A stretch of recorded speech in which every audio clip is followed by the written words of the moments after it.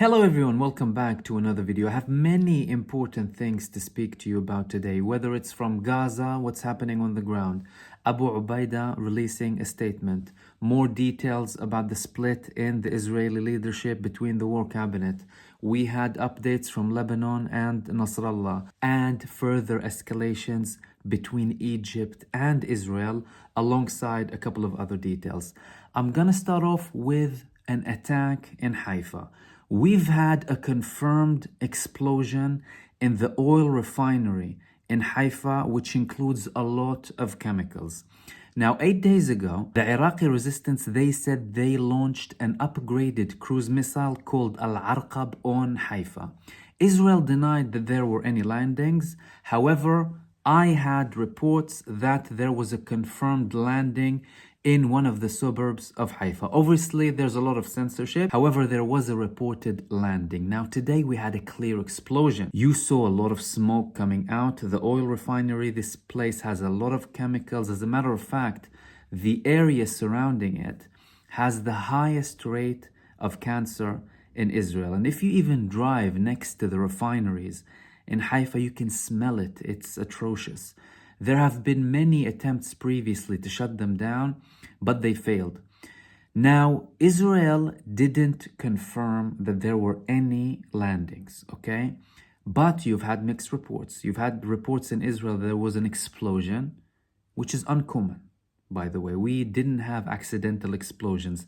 We had an accidental fire previously in the refineries, not an accidental explosion, but there were other reports of a missile strike. Now, 8 days ago, the Iraqi resistance launched Al-Arqab missile. Could it be them? May well be. A few days ago, they said that they targeted an area in Jordan River and in Eilat, al-Rashrash, in southern Israel and the eastern part of Israel. It could be another attempt from the Iraqi resistance. Now, the oil refineries have always been a target for anyone who wants to attack Israel, whether it's from Saddam Hussein in the Gulf War. He attacked Tel Aviv and he attacked Haifa and the refineries, and we had many Scud missiles landing in Haifa in the Bay Area. And Hezbollah attacked the refineries in 2006, and there were confirmed landings that Israel tried to hide very much. However, workers inside the refineries leaked that there were direct targetings in the refineries that Israel was petrified of, and they caused a lot of damage in 2006. So this could be another attempt, could be from anywhere. It could be from Lebanon, it could be from Iraq or any other third party. But the one thing we know is that no one actually declared it yet. So that's a main update here. It's a strategic hit in Haifa that was definitely confirmed, but no one took responsibility yet, and Israel is obviously censoring as much as possible. We've also had the IDF releasing statistics today. They said that throughout this war, there were 30,000 airstrikes from Israel on Gaza and 3,400 airstrikes from Israel on Lebanon. They also confirmed that Israel was hit by 11,000 missiles, 9,000 of which were from Gaza and 2,000 from Lebanon. Now, when it comes to the Israeli strikes, they said they had specific targets in Gaza. And I wonder what those targets are, really. You're talking about 24,000 civilians killed in this genocide and 60,000 wounded. And Hamas is still very much active. And I'm going to come to Hamas in a second and what they've done today in Abu Ubaida's statement. But what kind of targets were they hitting in Gaza? And all of you are aware by now, but it's important to reiterate. Hamas is still in full force. They're still active in every single part of Gaza. Yet Israel, with all of these strikes, the biggest strikes in recent history on such a dense population, this barbaric massacre, targeting innocent civilian people. And they're proud of it. They're releasing these statistics as if they've accomplished something. Imagine. Which leads me to the latest events in Gaza before I reach Abu Obeida and what he said in his statement today. In Gaza, we've had strategic missiles launched at Asdod and central Tel Aviv. And we've had confrontations in Beit Lahia. Now, that's the most northern part in Gaza. Israel is telling us that they're controlling the northern part of Gaza. only small hubs of resistance, but you have strategic fighting between them. And I spoke about the trap that they had for them a few days ago. That was also in North Gaza. But all of the other areas in Gaza had intense battles. We had 7 attacks on Israeli vehicles, tanks, and soldier carriers, mine detonations, both from Al-Qassam brigades and Saraya al-Quds, the armed wings of Hamas and PIJ respectively. We've also had mortar shellings on soldier gathering points, and there were reports that the intensity of battles has even increased in the north, like I said, with Beit Lahia and other parts of northern Gaza. So things are very much intense in Gaza as a whole, and the Palestinian resistance showing that they have a lot of control as to what's happening in the northern part of Gaza and in the other parts as well. We also had a statement from Abu Obeida. Now, Abu Obeida released a video today. In recent weeks, he has been releasing audio statements, and there have been many suspicions and reports about him being injured. And that could be the case. Maybe it was the case, and that's why he hasn't released video statements. But today he released a video statement, and he looked absolutely fine. He said many important things that some of them he reiterated previously, but some of them are also new. The highlights of these statements are that the Palestinians are fighting a legendary battle, that what they've done has woken the whole world up to the Palestinian cause, which is true, that they've destroyed over 1,000 Israeli vehicles, which includes tanks, soldier carriers, bulldozers, alongside other vehicles in the past 100 days, and they're still today using strategic missiles against Israel. He also reiterated that most of the weapons used by the Palestinian resistance in this war were made in Gaza. He said that they didn't have a lot of weapons from outside of Gaza coming in, that they made most of these weapons and produced them, and they obviously have evidence to back that in terms of their missiles, their RPGs. They even have their snipers, Al-Ghul sniper, many other weapons, their side bombs. They create a lot of weapons, the Palestinian resistance. But he said that what's more important than them producing these weapons is them producing the Palestinian fighter that no man on earth can stand up against, because they're fighting to get their rights. They're fighting the people who fought their ancestors, and they're fighting the people who stole their lands. He also mentioned a couple of things about the brutality that's very much evident of Israel. He says that it's a Holocaust being committed against the Palestinian people without any significant accomplishments. He said that Israel destroyed most of the mosques in Gaza, and he also reiterated that the Zionists are conducting a religious war similar to what the Haganah did, in reference to Haganah militias before 1948, similar to what they did in the Nakba and before that, when they destroyed villages, 500 villages at least at the time, over 1,200 mosques, and they destroyed churches as well. So he's saying they are fighting a religious war, the Zionists, against the Palestinian people. He also said a couple of important things. Now, I'm not sure if this is due to the psychological warfare with them or what exactly, but he said many of the hostages' fate in Gaza is now unknown, and Israel has the full responsibility when it comes to this because of their barbaric attacks against civilian buildings.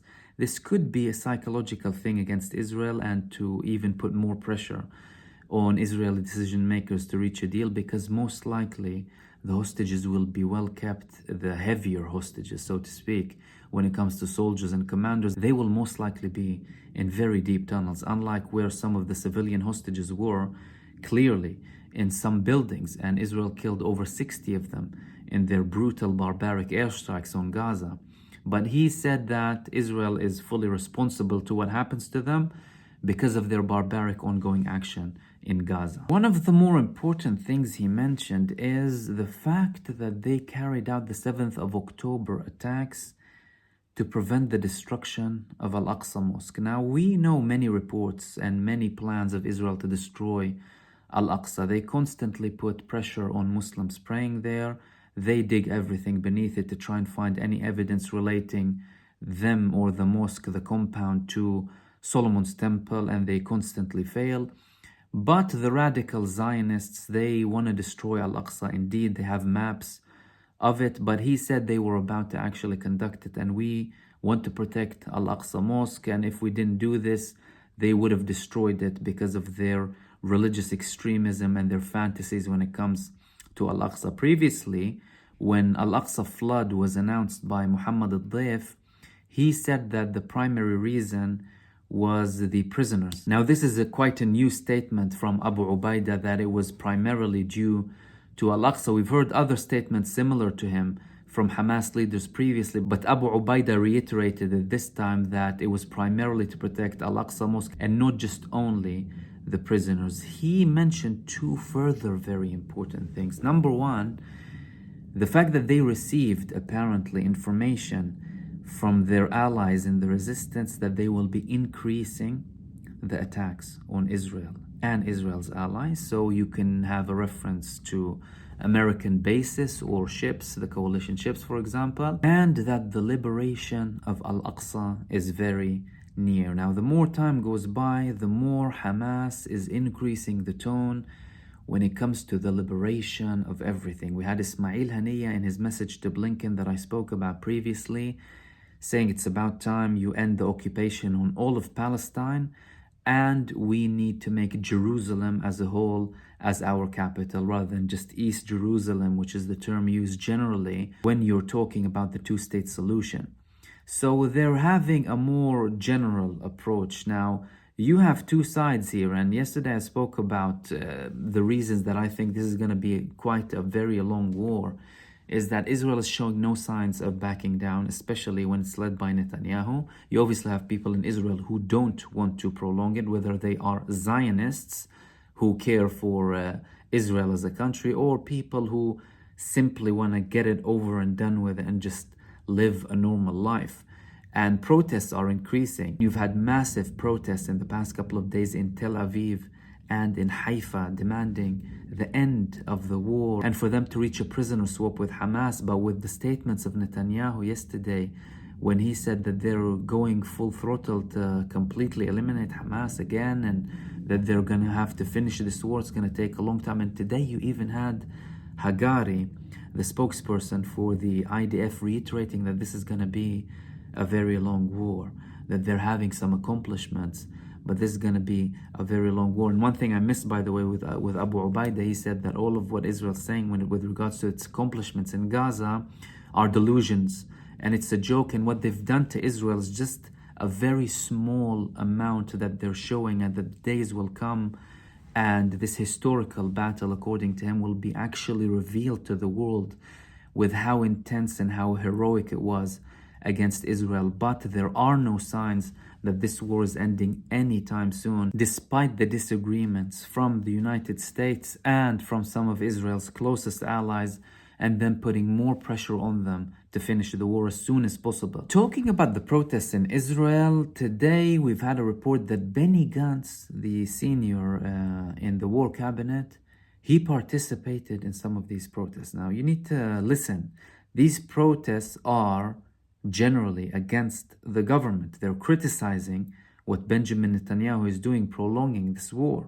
So a member of the war cabinet joining these protests is a signal to the government. It just highlights how divided these people are. We constantly reiterate it because it's not being spoken about hardly anywhere, but there's a massive split ever since this war began. I mean, you've had the division in Israel, but now there's an ongoing split that's increasing more and more as time goes by. You've had this man protesting. People are calling him to resign and become prime minister. It's almost as if they're preparing a coup behind closed doors against Benjamin Netanyahu.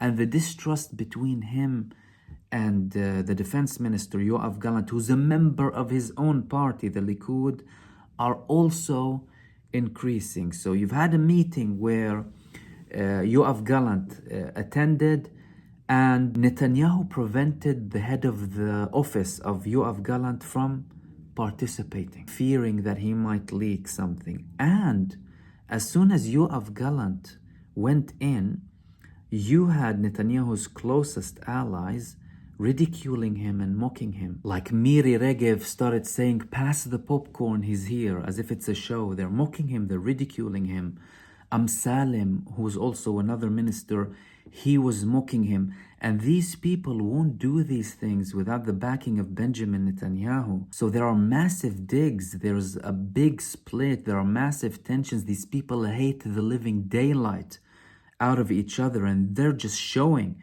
a front to the people.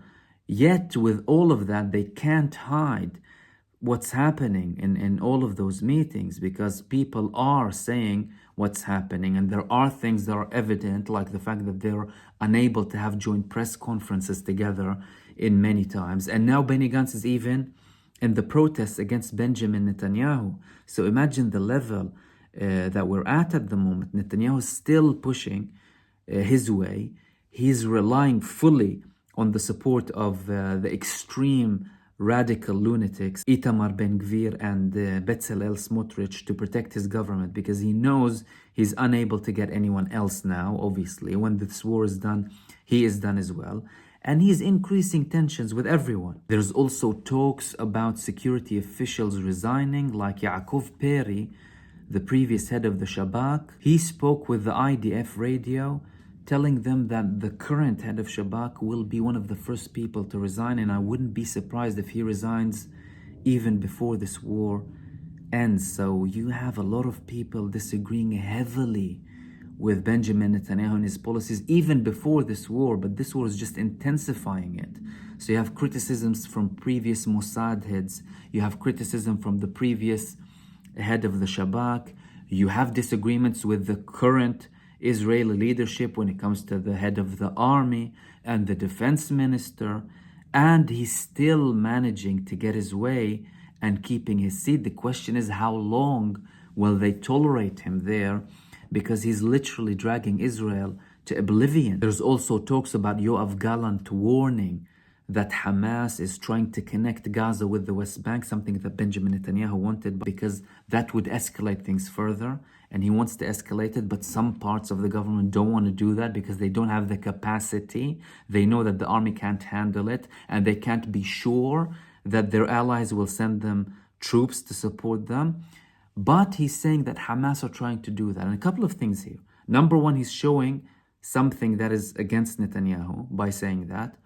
And he's also admitting that Hamas still has a lot of control. If Hamas is trying to extend the war to the West Bank, then how are you telling me you're almost done with them in Gaza? It's ludicrous. Another thing I want to talk about is the increased tensions between Israel and Egypt when it comes to the Philadelphia line, which is the border between Gaza and Egypt, the Rafah border that Israel wants to control, and Israel telling the ICJ that it's Egypt who's in charge fully of the Rafah border, although Israel has a big say and it needs to approve what goes in Gaza from the Egyptian side of the Rafah border as well. Now, Diya Rashwan, the chairman of the State Info Center in Egypt, he said that they're going to take action to prove that Israel is lying when it comes to Egypt having full control, because Israel wants to play as if it has nothing to do with what's happening with aid.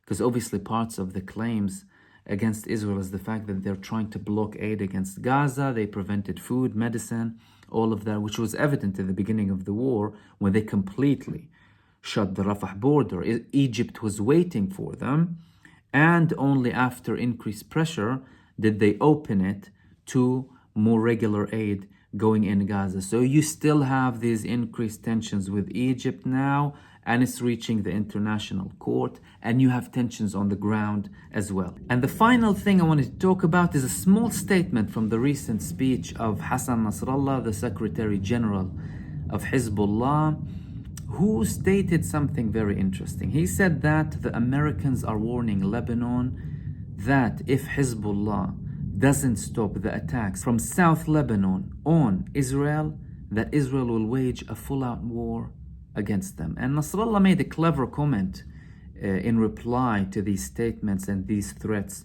from America. Number one, he said that if their attacks weren't effective, the US administration wouldn't have sent people to threaten Lebanon. That's number one. Another thing he reiterated is that they have been ready and prepared for an all-out war for 99 days now.